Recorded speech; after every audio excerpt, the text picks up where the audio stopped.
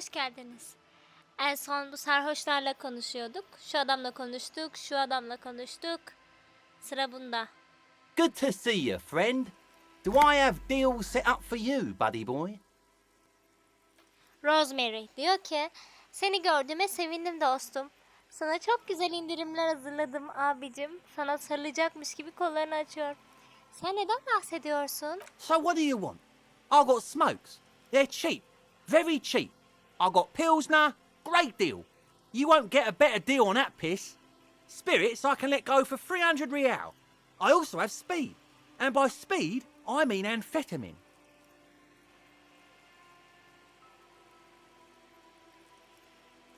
Yani uyuşturucu sigara falan şey yapıyor ama...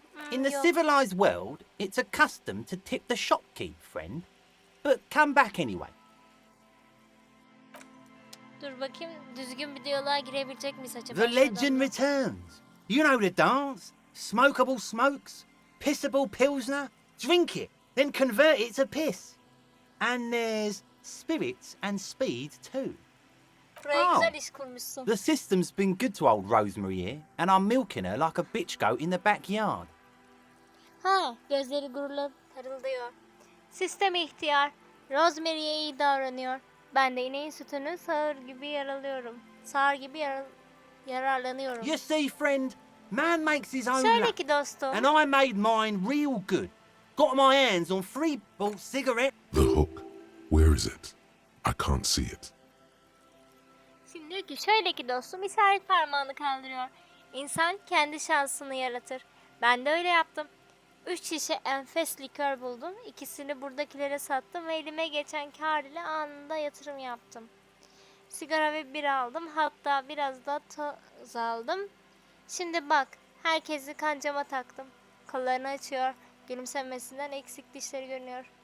Kancamı nerede göremiyorum demiş görsel analiz. Sen de kendi kancana takılmışsın gibi görünüyor. Of course, of course, of course.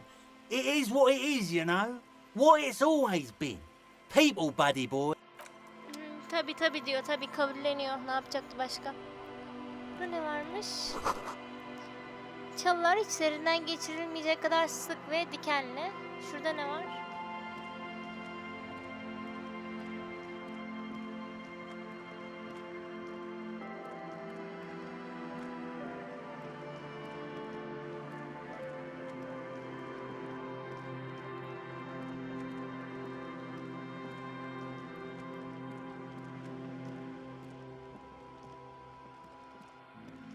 Umarım gereksiz bir şey çıkmaz.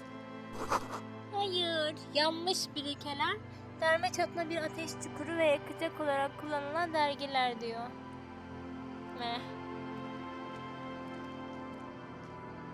The worn and beaten wooden planks of Ha the... yok, buraya oturmam ben. We can sit on benches after we've solved the murder. Let's go. You can revisit the bench if you ever need to pass the time when Lieutenant Kitsuragi is gone.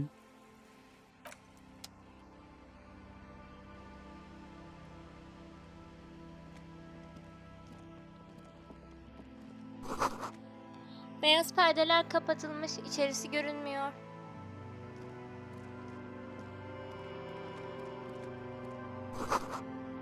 Çarşaflar toza bulanmış. Yatakta kurumuş lekeler var.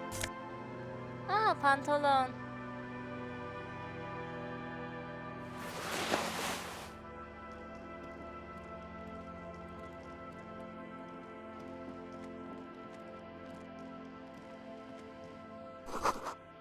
Epey yıpranıp paslanmış bir bileme taşı.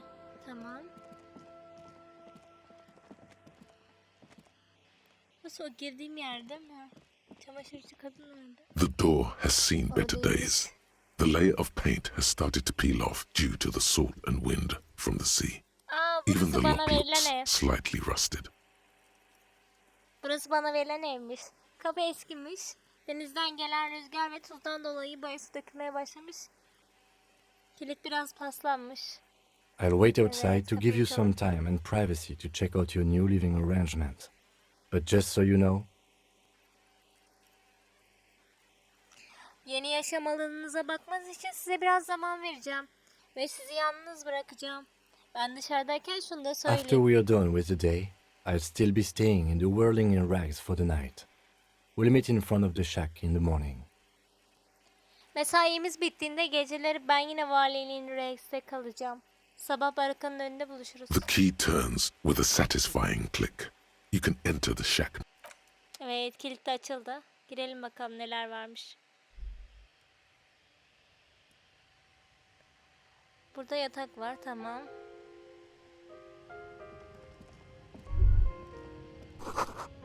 Karmaşık ısı motoru sessiz bir homurtuyla çalışırken etrafta da hoş bir sıcaklık yayıyor. Tamam. Tahta zemin sen adım attıkça çatırdıyor. Okey. Termodinamik expander konsender döngüsü güzel. Her neyse. Eski bilim kurgu dergileri, kuş gözlemciliği kitapçıkları, 39 yıldan beri neyse. Burada ne varmış? Dalgalar ve deniz. Bir kilise. Ne? An old mirror hangs on the wall. You see the reflection of your face in it, adorned with the expression. Ya bunu niye yapamıyorum ki?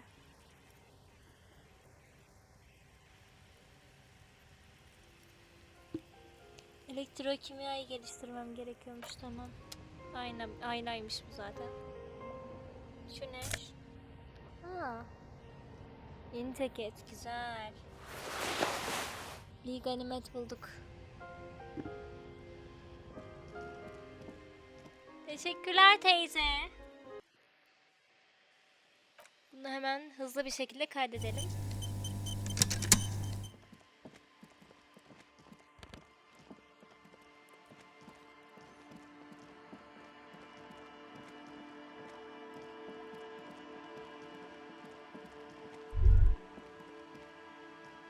Ne diyor? Kuzeydeki yaşamı sesleri yıkama tahtasıyla dövülen bir kumaş parçası kirlerinden arınıyor mu diyor. Öyle bir şey diyor. Burada ne var? 40 camın arkasından tozlu raflar ve unutulmuş bir sandalye seçilebiliyor. Tamam.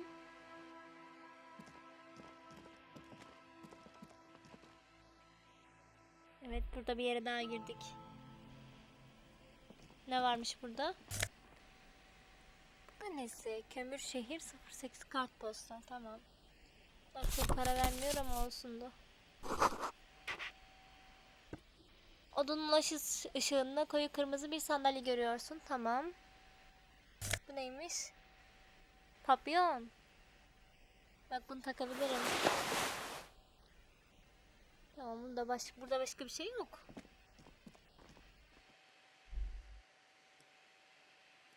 Bu da ne? Branda bezinin altına gizlenmiş bir tekne var. Da şu an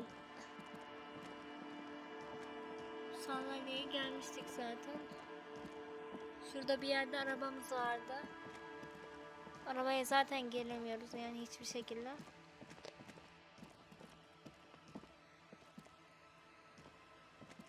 Şurası da neresi? İleride onlarca yıllık beton barikatlar var. Artık üzerinde çocuklar oynuyor. Tamam. Ne diyor? Yukarıdaki radyo direğine elektrik veren sigorta kutusu. Belki içinde bir şeyler vardır. Evet, 90 kuruş. İyi. Bir yıla yakın neredeyse.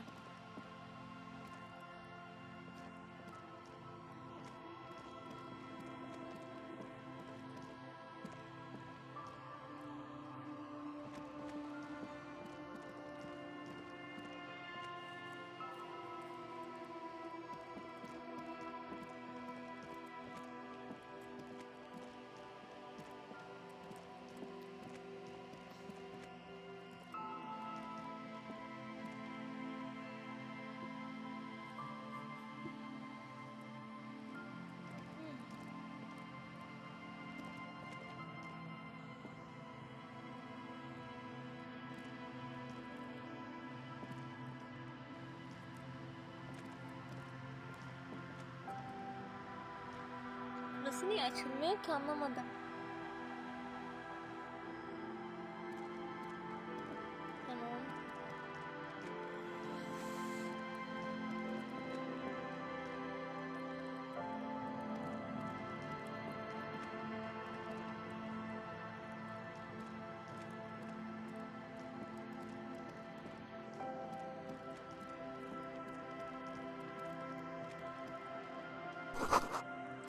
Biri hem çitleri hem de dikenli telleri yıkıp geçmiş. Ben miyim acaba? Ben olabilirim bu arada. Hop, levyeyle dolaşmak. Diyor. Salıncak ortalıkta görünmüyor. Buraya uzun zamandır kimse gelmemiş. Rust peels off the bent iron posts of the swing. The wind whistles through the skeleton of the small house behind you. There's desolation everywhere. Salıncağın yamulmuş demirlerinden pas dökülüyor. Arkandaki küçük evin ayakta kalan duvarlarının arasında rüzgar uğuldayarak esiyor. Her yer harap olmuş. Burada ne olmuş? In this yard? Bu avluda mı? Teğmen küçük binaya bakıyor. Uzaklardan gri renkli bir kırlangıç sürüsü havalanıyor. He's assessing the situation. How long ago was it abandoned? Durumu değerlendiriyor. Binanın ne zaman terk edildiğini düşünüyor. Someone thought they could have a summer house in a block obscure. For cheap. It didn't work out. They abandoned it about a decade ago. Birileri bir blok obscure içinde ucuza bir yazlığa sahip olabileceğini düşünmüş. Planladıkları gibi gitmemiş tabii. Yaklaşık 10 sene önce terk etmişler burayı. Dur biraz. O blok obscure A black block. A part of the city left unrenovated after the war. Or one that has fallen to gang violence. Or has become inhospitable in some other way. Bir kara blok. Şehrin savaştan sonra onarılmadan bırakılan bir bölümü. Veya çete şiddetine kurban gitmiş veya başka bir sebeple yaşamamız On hale aerial gelmiş. photos, block obscures look like dark squares, hence their name. Yani sahilin bu bölümü bir blok obscure mu? Practically, it's not an official term in any way, but look around. No sewage, broken power lines, crime, drunks. Life is tough in the blocks. It's no place to build a summer house. Yani öyle de denebilir diyor. Bir yerleşim yerine benzemiyor diyor kısacası. Belki işe yarar bir şeyler bırakmışlardır. Yes, for you to pick up as part of the Jamrock Shuffle. Evet, Cemrek devriyesi kapsamında almanız için bitkin bir şekilde It's gülümsüyor. not meant as nagging, just an observation. We should move. I don't think we will solve the murder with forays into the urban hinterland, at least in this phase of the investigation. Gidelim diyor. Burayı yağmalayarak cinayeti çözemeyiz bilmem ne diyor. Ama ben yağmalayacağım.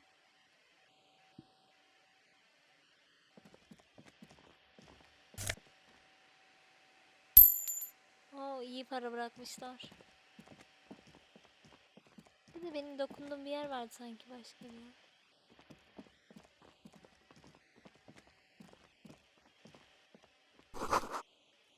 Duvarda yaşasın hayaletlerimiz yazıyor. Tamam.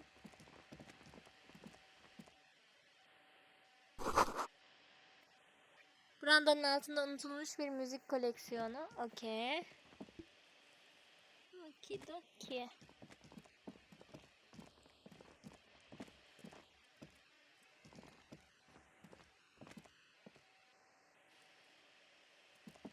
Hah, buldum.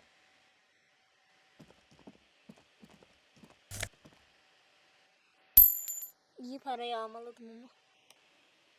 Dur hızlı kaydettiğim de sinirlenmesin. Köylüler bizim için çalışmış işte. Şimdi gidebiliriz bu bölgeden. Buradan gidemiyoruz.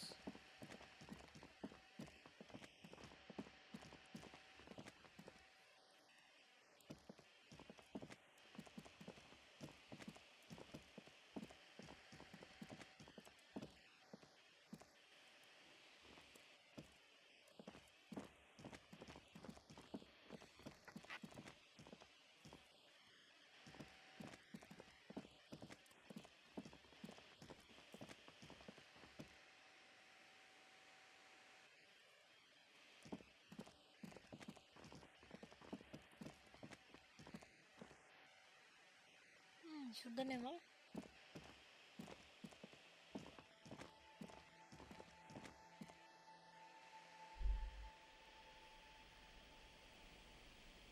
Ha, buraya girmiştik.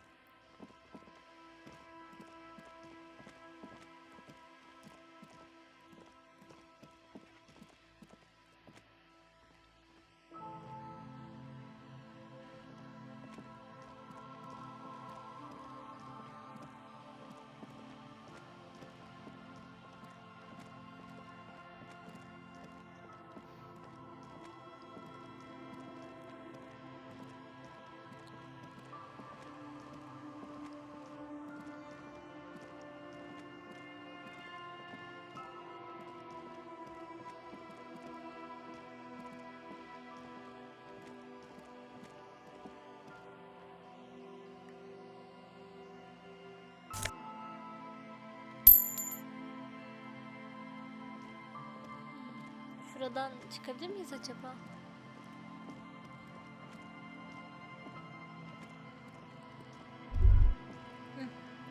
A drop in temperature, an easy flow of air, an empty street. Before you, a thoroughfare unjammed with lorries. No more drivers smoking on hitch steps. Just silence. Şehrin fısıltısı. Sıcaklık düşüyor. Boş bir sokak, rüzgar rahatça esiyor. Önünde işlek bir cadde var ama kamyonları trafik oluşturmuyor. Tırların basamaklarında sigara içen şoförler yok. Sadece sessizlik. Duman nasıl kokuyor Chemically ya? sweetened. Across the road, a forgotten bus stop. Corrosion has opened a hole in its roof. An elm tree watches over the building. Its branches are dripping with rain and snow. Kimyasal olarak tatlandırılmış. Yolun karşısında unutulmuş bir otobüs durağı var. Tepesinde bir delik aşınarak açılmış. Bir kara ağaç binayı kolluyor. Dallarından yağmur ve kar The damlıyor. road is smooth and motley. Craters filled with a black asphalt. The asphalt, first laid, is grey already. A row of tenements are under construction in the distance. Yol pürüzsüz ve farklı renklere sahip. Çukurlar siyah asfaltla doldurulmuş. İlk dökülen asfalt şimdi griye dönmüş. Uzaklarda inşaat halinde bir dizi konut var. Yolun öbür tarafında yaşayan insanlar kim? A tub warm with water, white with soap. A man bathes while radio waves transmit the lottery numbers.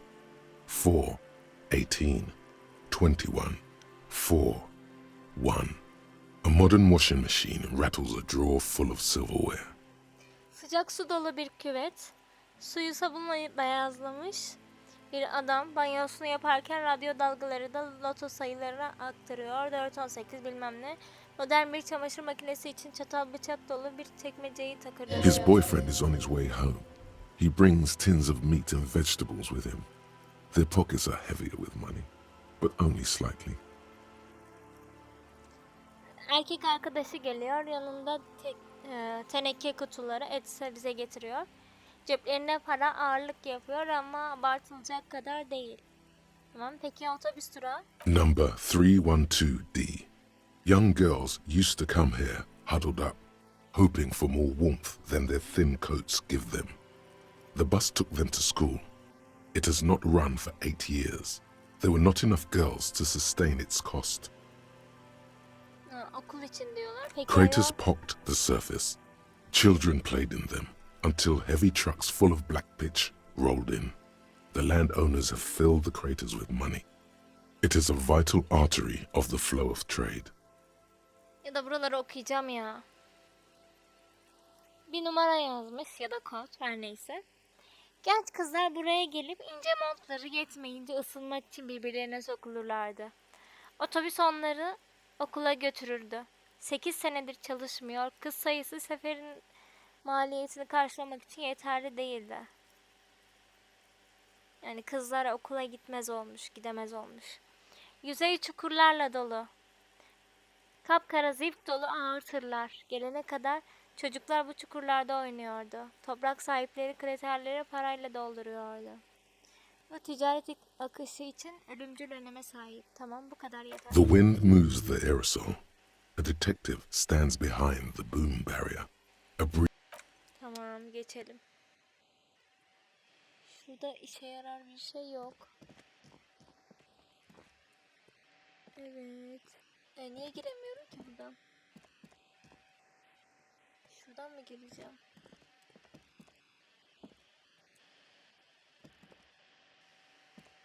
Buradan giremiyorum.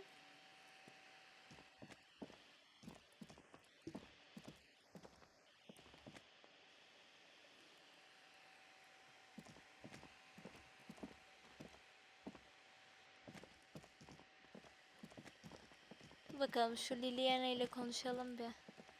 Şurası neresi? Orası şey işte, ilk gittiğim yer vardı ya orası. Küçük çocuk vardı, kız çocuğu.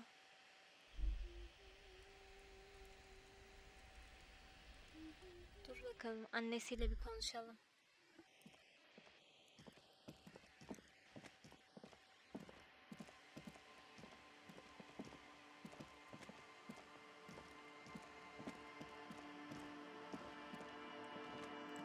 Lilyen. Burası da benim odam.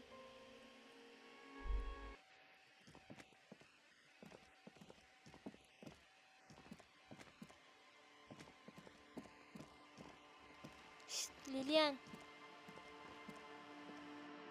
Hi, the sea's gonna calm down soon. I can feel it. The wind is turning southeast. What's on your mind, officer? Gerçi ben bir tane ceket bulmuştum. Onun mu acaba? Dur bakayım.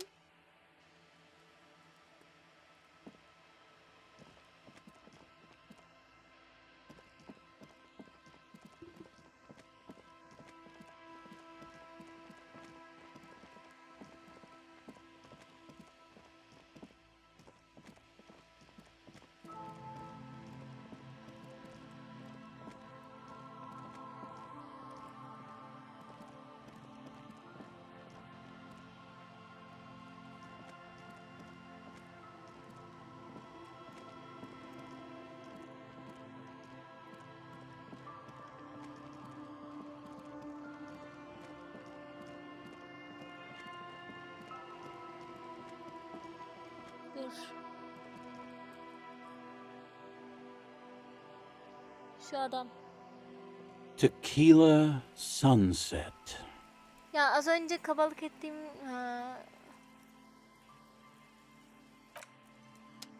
Burada ceketle ilgili bir diyalog yok.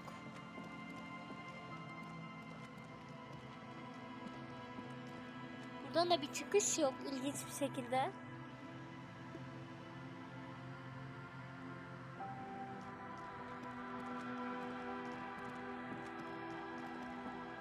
Teyzeye bir soralım bakalım. Our tenant, the policeman. I hope the. What do you want with a law? That's an excellent question, ma'am.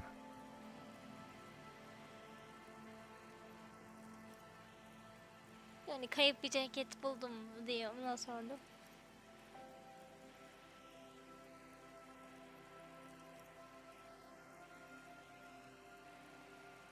He probably pawned it for booze and then forgot about it. You know how drunk men. Are you getting a reward for it at least? What? You're fetching someone's missing laundry free of charge? In fact, he does. None of my business. Anyhow, you might ask Lillian if she's. Lilyen'e sorun diyor da. İyi hadi Lilyen'e de soralım kayıp ceketi. Ne saçma sapan bir bölüm ya. Bunu çekmesem bile olur. Hi, the sea's gonna calm down soon. I can feel it. The wind is turning southeast. What's on your mind, officer? Remarkable. That one already lost everything else, and now his jacket too. It's a good thing, too, that he has an... That's odd. Is she actually impressed?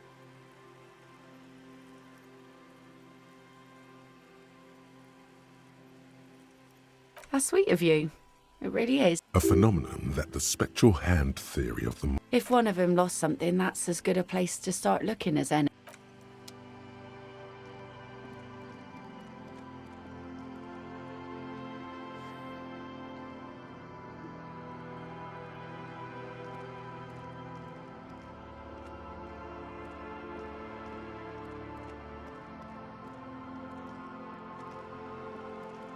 Şuradan bir uzaklaşalım bakalım. Buluruz belki işe yarar bir şey. Buradan her kim yürüdüyse kafası ya çok karışıkmış ya da fena halde sarhoşmuş. Ama ben olabilirim, orayı geç.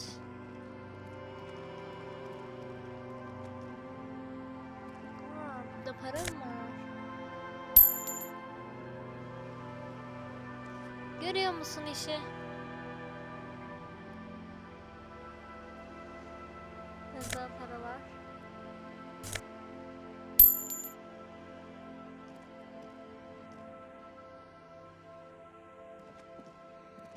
Bu şişeleri niye alamıyorum anlamadım ya.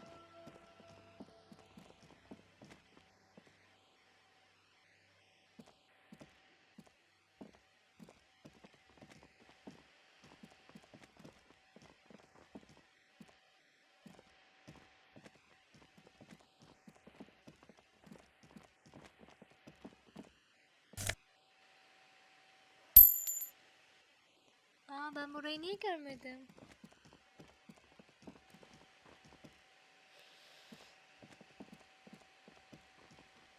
Şu adamla konuşulmuyor. Şu adamla da konuşulmuyor. Ha, şurada bir yer var. Oh be, sonunda biraz ilerleme kaydediyoruz. Oh be, sonunda. Bir dakika ya. Burası bana tanıdık geldi. İkinci el satan... Hello, hello. Let me know if I can help you with anything. Nasıl ya? Cidden mi?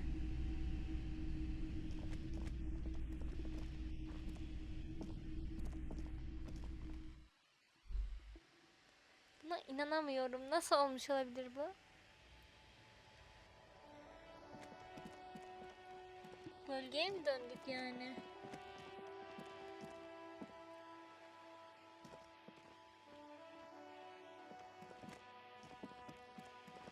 Ha.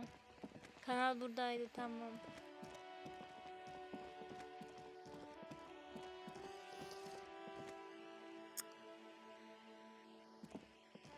Yok yani, hiçbir şekilde. Ne, bir adamı da göremedim ki.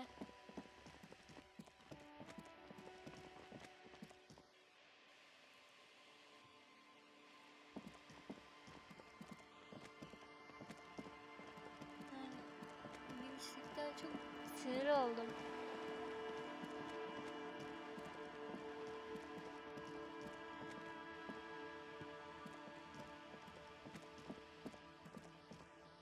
Burada yapabileceğim başka bir şey yok muymuş yani?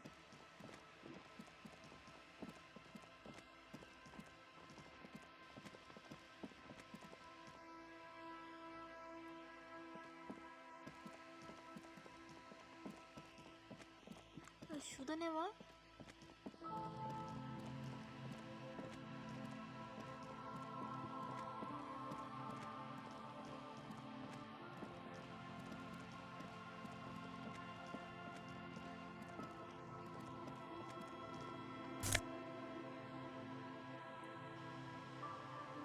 Kaset. Tamam. Kasetleri de dinlemem şart anlaşılan.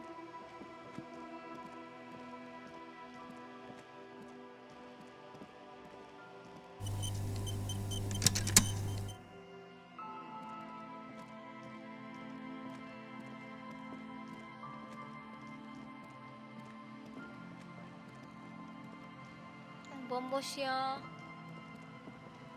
Bölüme bak, bomboş geçen bir bölüm yani. Hiç böyle işe yarar birini de bulmadım. Şurada bir merdiven var ama merdivenin ne işe yaradığı bile belli değil. Boş yani.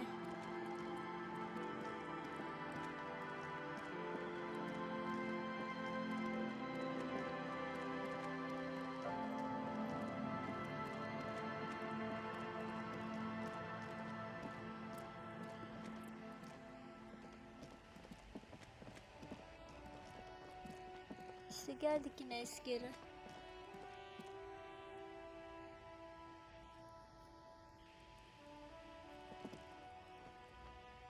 Bakalım, işe yarar birilerine gitmeye çalışalım.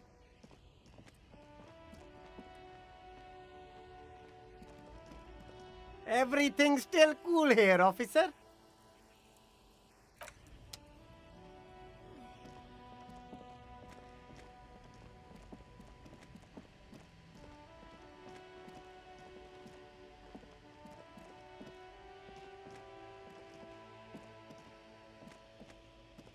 Neyse, polisi arayalım. Inside, Tekrardan. you see a set of steering levers, a radio microphone, a pull-out. Tekrar This is tersi. Precinct 57. How may I assist you? Lütfen beni tekrar Silvia'ya bağla. Just a second, officer. Sylvie Malaika on the line for you, officer. Yes, hello? Alo, merhaba. Sesini tanıyorsun. Merhaba Silvia, yine polis. Oh, great. Oh, What else harika. do you need, detective? Ses pek heyecanlı gelmiyor. Başka neye ihtiyacınız var dedektif? Tamam. You hear the Anything else I can help you with, officer? Şimdi Alice, lütfen beni Just a 51 moment, 41. officer. karakola bağla. İşte söyleyemedim. Bir saniye. Stanford, come in, officer. Over.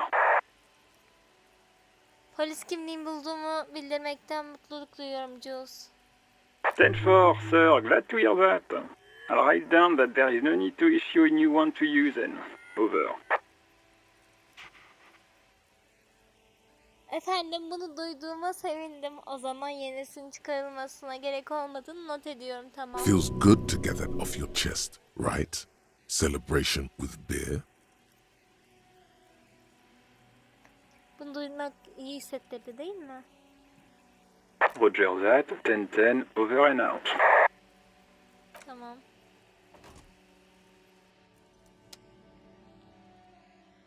Ya şimdi... Yani o kadar ne yapacağımı bilmiyorum ki.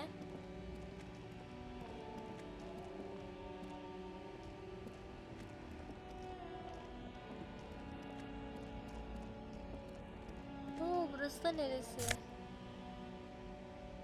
Ya sıfır kol tişört. Güzel, kol kası gerek şey yapıyormuş. Sağlıyormuş. Aa, burada başka biri daha var. The small, wrinkled woman does not greet you. She nods along to something on her radio. A photograph is clutched in her hands, and there is a warm smile on her face. Sonunda bir insanla konuşabileceğim. Kırış kırış olmuş ufak yaşlı bir kadın sana selam vermiyor. Radyosundan dinleyerek başını sallıyor.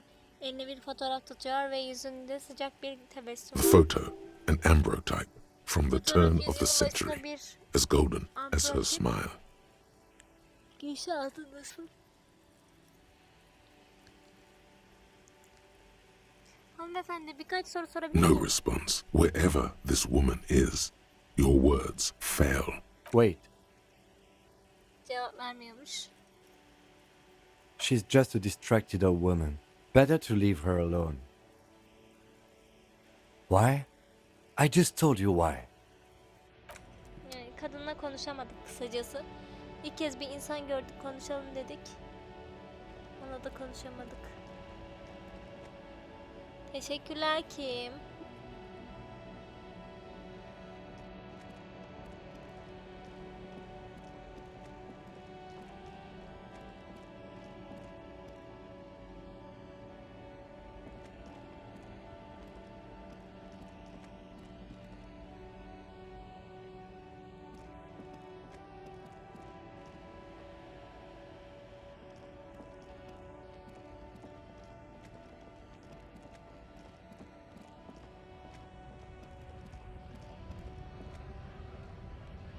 İşimi yapmama izin vermiyor ki Kim. Dur şu Gart'ı galiba. Yok.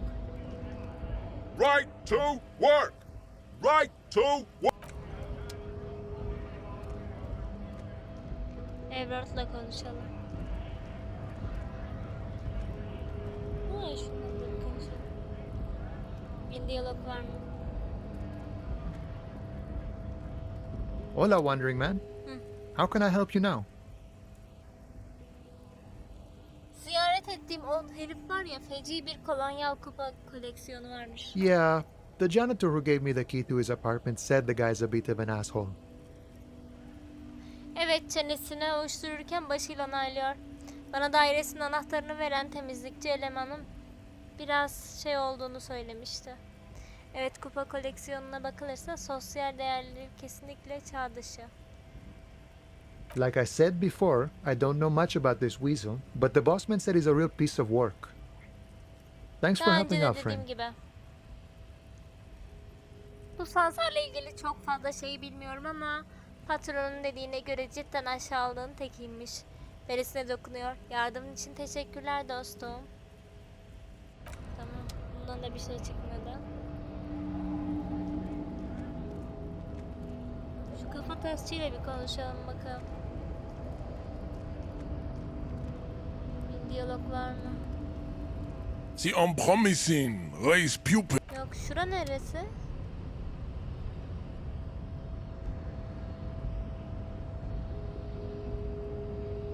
Ha, anladım, tamam.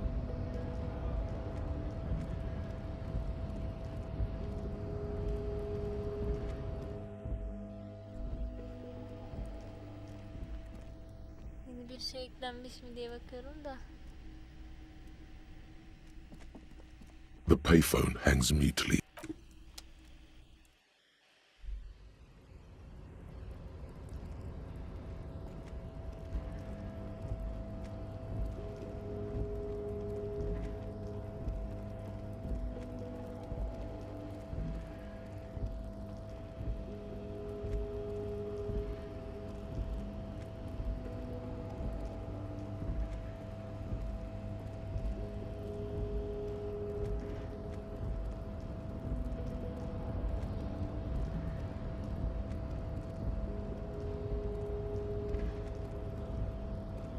You're back before the cargo container. Its drawer has not lessened since you...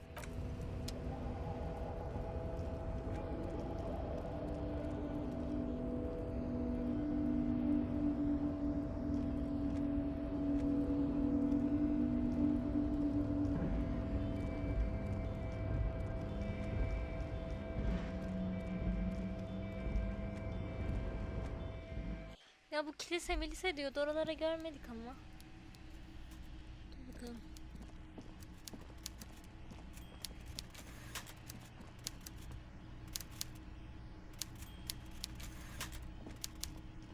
Mr. Dubois, every worker, member of the board. How can I help you today? İstediğin kapıyı açtım. Şimdi cinayeti konuşabilir miyiz? I'm very glad to hear that, Harry. One question. You didn't actually happen to stumble in and see what's inside the apartment, did you? Bunu duyduğuma çok sevindim Harry diyerek gülümsüyor. Bir soru, eve girip içeride neler olduğunu görmüş olamazsın değil mi? He's trying to figure out if you're lying. Yalan söyleyip söylemediğini anlamaya çalışıyor. There is no way to sway this man in any direction. He is unsuggestible and unswayable. Just tell the truth. Bu adamı herhangi bir şekilde yönlendirmenin bir yolu yok. Ne manipüle edilebilir ne de yönlendirilebilir. Doğruyu söyle gitsin. İçeriye girmiş ve ırkçı kupalar koleksiyonunu görmüş olabilirim. Just as I thought. Culturally antiquated mug collection. What a weasel. Pissing on Everart's Rainbow Coalition. Tam da düşündüğüm gibi demode kültüre sahip kupa koleksiyonu. Sansara baksan başını iki yana sallıyor. Everart'ın gökkuşağı koleksiyonunu ayıp ediyor. He was testing you, and you succeeded. Sizi gerçekten test ediyordu, başardınız. Now let's get down to brass tacks. It's time for men like me and you to figure out who's killed who and why. Real police work is gonna start happening now.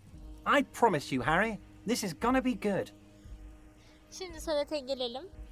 İkimizin kimin neden öldürdüğünü çözme vakti. Kollarını sıvar gibi yapıyor. Şimdi gerçek polis işe başlıyor. Sana söz Harry, güzel olacak. Bahsettiğim kolonyalı kupa koleksiyonu var ya, çöpte de asılmış adamın eşyalarıyla birlikte benzer bir kupa buldum. Racist mugs in the trash and in the apartment? You guys are just light years ahead of me. Çöpte ve daireye ırkçı kupalar mı? Başını iki elinin arasına koyuyor. Sizler benden epey ışık yılı ileridesiniz. I have so much confidence in the ability of your organization. I'm relieved you're doing this and leaving me to do what I do best. Helping people. With the power of politics. Kurumunuzun becerilerine olan güvenim tam. Bu işleri yürütmenizden dolayı içim rahat. Benim en iyi yaptığım iş bana bırakıyorsunuz. İnsanlara yardım etme işini, politika gücü. Yes, yes.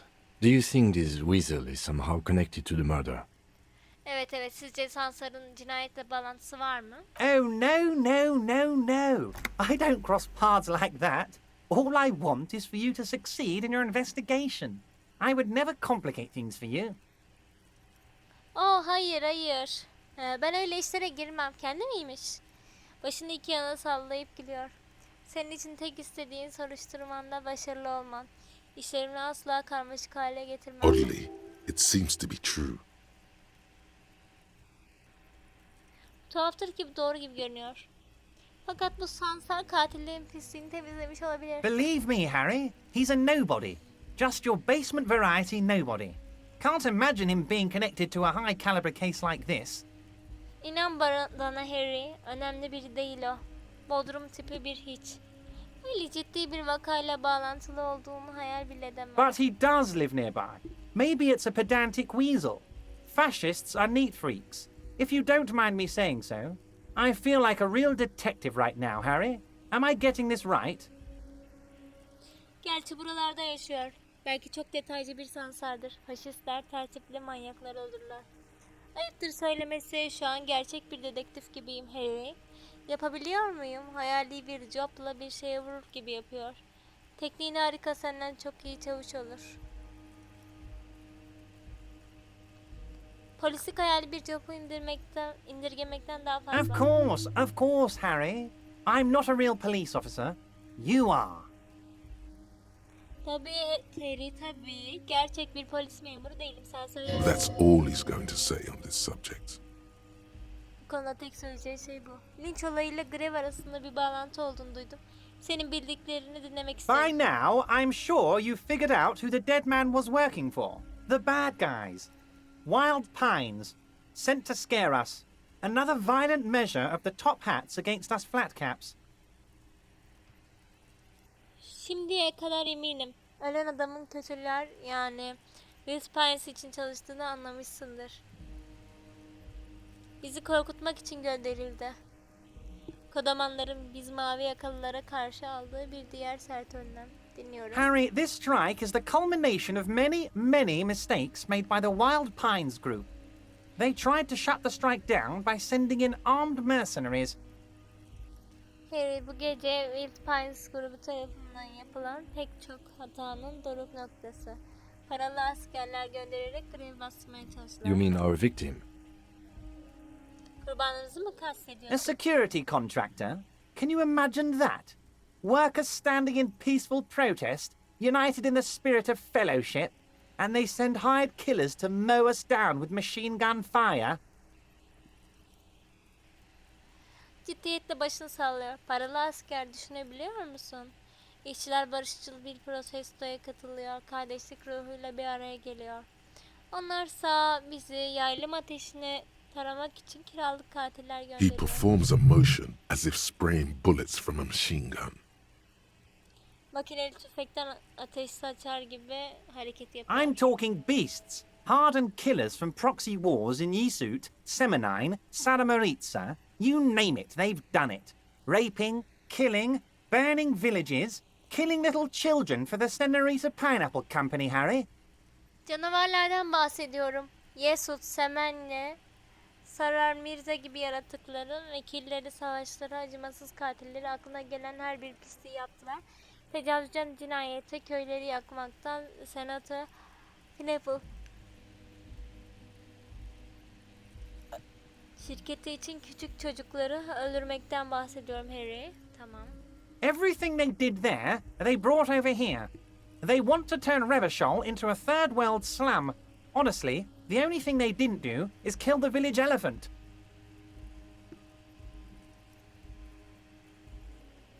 Orada ne yaptılarsa buraya da taşıdılar. Revençol'u bir 3. Dünya'ya mahallesine çevirmek istediler.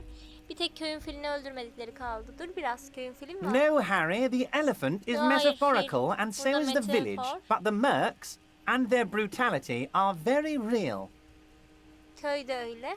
Ama paralı askerler ve zalimlikleri çok gerçek. Now, I haven't personally witnessed the brutalities out there. I have the luxury of staying in my container, you see. If I need to go somewhere, they just move my container. Ben dışarıdaki zalimliklere bizzat tanık olmadım. Gördüğün gibi konteynerında kalma lüksüne sahibim. Bir yere gitmem gerekirse sadece konteynerımı taşıyorlar. Gülümsüyor. Bir dakika, konteynerımı taşıyorlar. Yes, I'm an old man, Harry. My legs aren't what they used to be. They lift my office with that big crane. It's actually very fun. You should try it.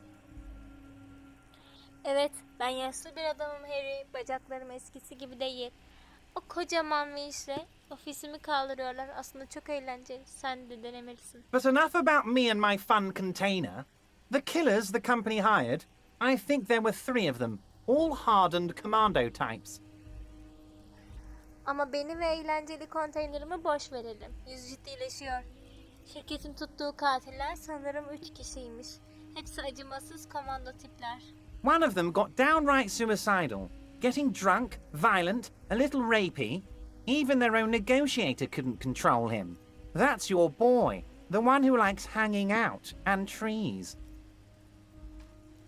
İçlerinden biri epey intihara meyilliymiş, sarhoş olmuş, olay çıkarmış, tecavüze yeltenmiş.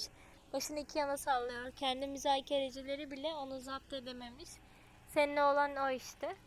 Ağaçları ve sallanmayı seven. By negotiator, you mean Joyce? Müzakereci dediğinde Joyce... Harry, what you need to realize is, we dock workers are not pushovers. Harry diyerek teğmene alış etmiyor. Fark etmen gereken şu, biz liman işçileri kolay lokma değiliz. We got grit, Harry. This whole neighborhood does. Push us hard enough and we push back. And when we do, we push to kill. Azmimiz var Harry. Bütün bu mahalle azimlidir. Bizi yeterince kışkırttıklarında biz de onları geri püskürtürüz. Üstelik o zaman parmağını kullanıyor. Ölümünü püskürtürüz. Dur, bütün mahalle mi işin içinde? Potentially, Harry, potentially.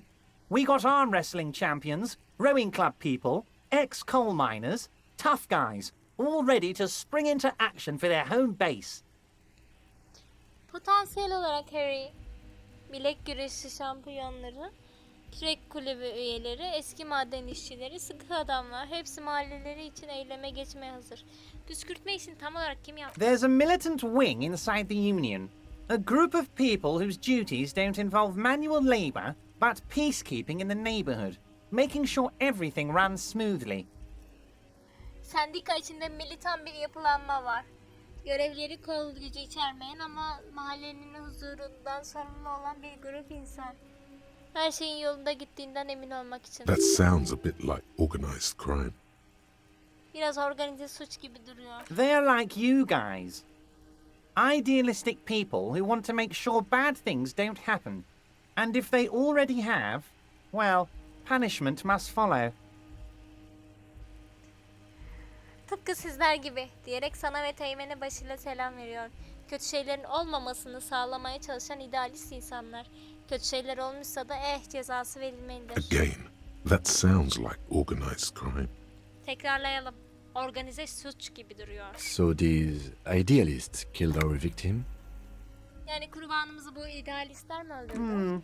One day Titus Hardy, leader of this peacekeeping faction, comes up to me and says, "Boss, socialist democratic fervor drove us to take it upon ourselves to kill this beast that was burdening the land."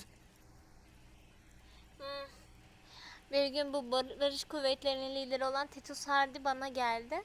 Patron sosyalist demokrasi ateşi bizi topraklarımızda sorun çıkartan bu canavarı öldürme görevini yüklenmeye itti dedi. He probably worded it differently, but that was the idea. Sure sounded to me like they killed him. I gave them 2 weeks paid leave and told them to lay low to avoid retaliation. Muhtemelen farklı şekilde ifade etmiştir ama ana fikir buydu. Bana gayet de onları öldürmüş gibi geldi, kıkırdıyor. Onlara 2 hafta ücretli izin verdim. Misillemeden kaçınmak için çok dikkat çekmemelerini söyledim. Aren't you worried we might arrest them for this? Bu yaptıkları için onları tutuklayabileceğimizden endişelenmiyor musunuz? Oh, I'm not at all worried about that. These are not the kind of men who get arrested. They're Martinez boys, tough and gritty. I'd like to see the man who takes them in. Besides, I sent my lawyer girl to look after them. Ah, o konuda hiç endişelenmiyorum. Bu adamlar tutuklanan tipler değil. Sağlam ve cesur Martinez çocukları. Onları tutuklayacak yiğidi görmek isterim, kıkırdıyor. Ayrıca onlara göz kulak olması için avukat kızı yolladım. He places a lot of faith in that lawyer girl. Perhaps this is a tactical error. Anyway. Karılı askerlerin nakliye şirketinde tuttuğunu nereden biliyorsun? How do I know? Let me tell you about these people. That's their MO. It's what they do. Onların işleyiş tarzı Last diyor. winter, some poor workers in Terminal E went on a little strike, These guys turn up and start beating people. So you believe the scabs were organized by the security control? You said it. That does sound quite unlikely. Buraları biraz Yes. hızlı geçtim ya. The big guy leading the scabs at the gate is colossal. Bir avukat kızdan bahsetmişti. Oh, Liz is a bright one. I paid for that law degree myself, thinking it'll probably turn her all fancy. But hell, Harry, she came back a firebrand socialist. Sometimes she scares me with her zeal.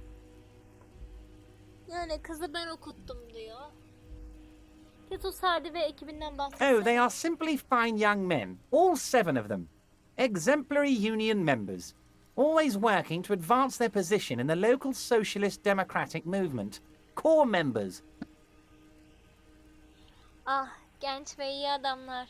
Sadece 7'si birden örnek sendika üyeleri daima yerel sosyalistler demokratik hareketteki konumlarını geliştirmek için çalışırlar. Çekirdek üyelerdendir. Old Theo used to run them, but things really kicked into gear when Titus took the reins and named the group after himself.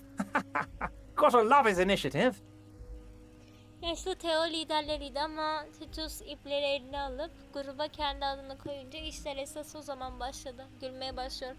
İnisiyatif almak güzeldi. Interesting. Who's second in command?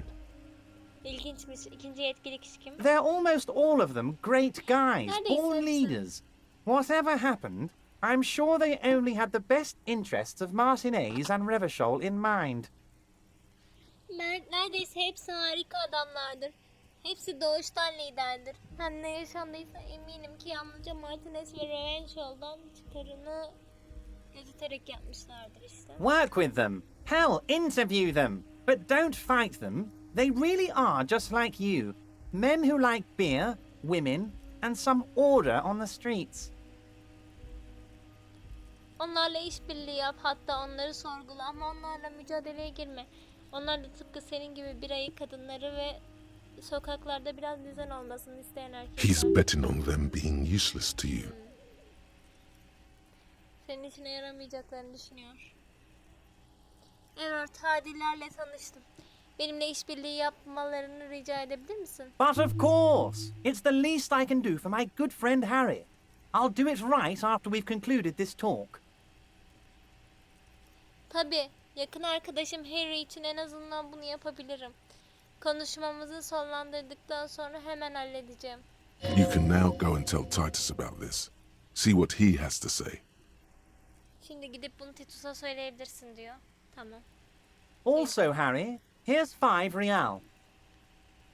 Ayrıca Harry, burada 5 real var. Bir banknot gösteriyor. Bir dakika, neden bunu veriyorsun? I'm not giving you anything.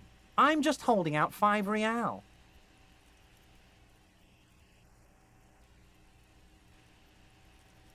Sana bir şey vermiyorum. Sadece 5 real tutuyorum. Needless to say, this is another move. Don't take it.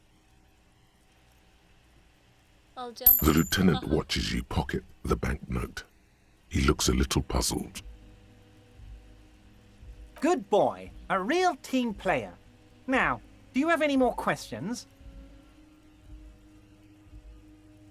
Evet, rüşvet de aldım. Güzel sohbetti şimdilik sahip. Şimdilik noktalayalım. Was it a good talk? I'm not sure we made much headway here. I don't know what happened, Harry. I wanted you to feel like Mr. Martinez. And of course, I also wanted you to find your gun. But it's like I can't completely trust you. Yet. Yes, Harry. It's like I can't fully trust you if you're not a man of the left. I want to, but I just can't. Evet, Harry sol görüşlüdeyse sana tamamen güvenemeyeceğim sanki diyerek yavaşça başını iki yana sallıyor. İstiyorum ama yapamıyorum. A man of the left. So you have to be a social democrat. Bana güvenmekle doğrusunu yapıyorsun. Ben kendimi düşünürüm. Üçkağıtçıyım, didiniyorum. Para mühendisiyim. Perfect, Harry. That's perfect. My version of the left is not against the companies, it's with the companies. Honestly, what I have in mind is a business proposal. A left-wing business proposal, but still... Umarım oyun sonu kötü bitmez ya, rüşvet aldığım için. Mükemmel Harry, gerçekten mükemmel. Ellerini çırpıyor. Benim sol anlayışım şirkette karşısında değil. Yani yanında açıkçası aklında bir iş teklifi var.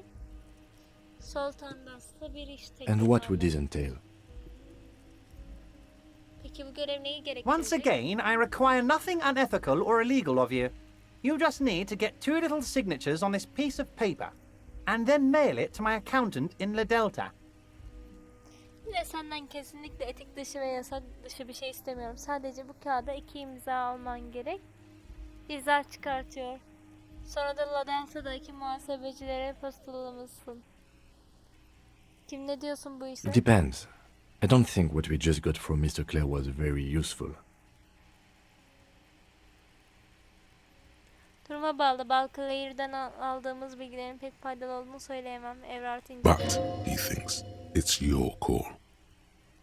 Fakat bu karar sana ait değil. As I said, it weighs on me heavily. Bunu But yapmayacağım. once we get really talking, well, I'm going to hand you the keys to Martinez, and maybe even help you figure out who's behind this killing.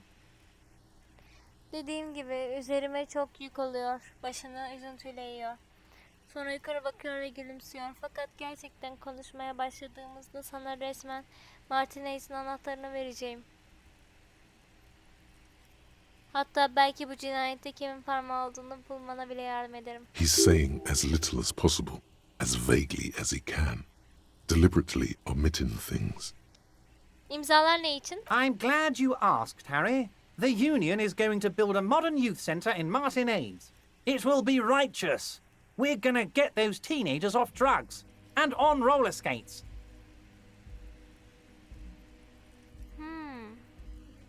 Sorduğuna sevindim Harry. Sendika Martinez'te modern bir gençlik merkezi kuracak. Kocaman sarıtıyor. Son derece hakkaniyetli olacak. Ergenleri kötü maddeden kurtaracak. Patenlerin kucağına atacağız. Ya fikir gayet güzel. There's a bu arada. nameless little street on the coast with some old houses around it. Ama yalan Most söylüyor people have olabilir. already signed. I just need 2 more signatures to get this mission off the ground, Harry. Kıyıda eski evlerle çevrili isimsiz bir ufak sokak var. Birkaç kişi imzalatabilir. Bu işi halletmek için sadece 2 imzaya da ihtiyacımız var. Balıkçı köyünü mü diyorsun? Yes, yes, the little cul-de-sac on the coast, where all the men have drowned in either the sea or the bottle. A gloomy place, doesn't have that Union attitude. Onu diyormuş, evet. Köyün şu anki sakinlerine ne olacak? They are just gonna have to deal with the construction noise for 6 months, and then they'll be living like kings. Hayır, o teyze Right bana next to a evini fancy verdi. new youth centre, designed by the best architects from Stella Marie. O teyze bana evini verdi, yapmam öyle bir şey. Yani diyor ki işte 6 ay süreli inşaat gürültüsü çekmek zorunda kalacaklar. Sonra da krallar gibi yaşayacaklar. Hemen yanlarında Stella Marie'sin en iyi mimarları tarafından tasarlanmış yepyeni ve güzel bir gençlik merkezi olacak. Is he absolutely sure the tenants won't be thrown out in the street? Mülk sahiplerinin sokağa atılmayacağından tamamen emin mi? Kimsenin evsiz kalmayacak konusunda tamamen emin misin? Am I? Harry, these people, Martinez is the most important thing in my life. I would never let anything bad happen to them.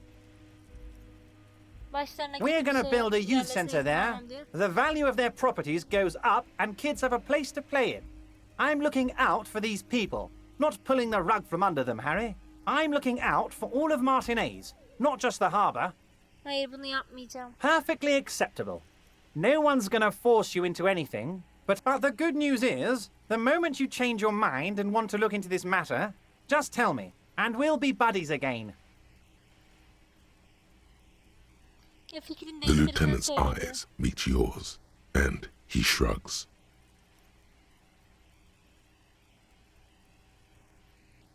Cinayetle ilgili birkaç Most certainly, Harry. Konuşacak bir şey By yok. all means, Harry. What's on your mind?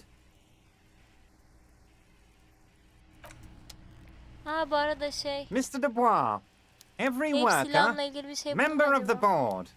How can I help you today? Yes, yes. My best men are tracking it down. What's that, Harry? You're getting a little pale. Is it the words paranoid schizo... Tamam, yok henüz biraz. Şimdilik buraya kadar. Kanalıma abone olursanız sevinirim.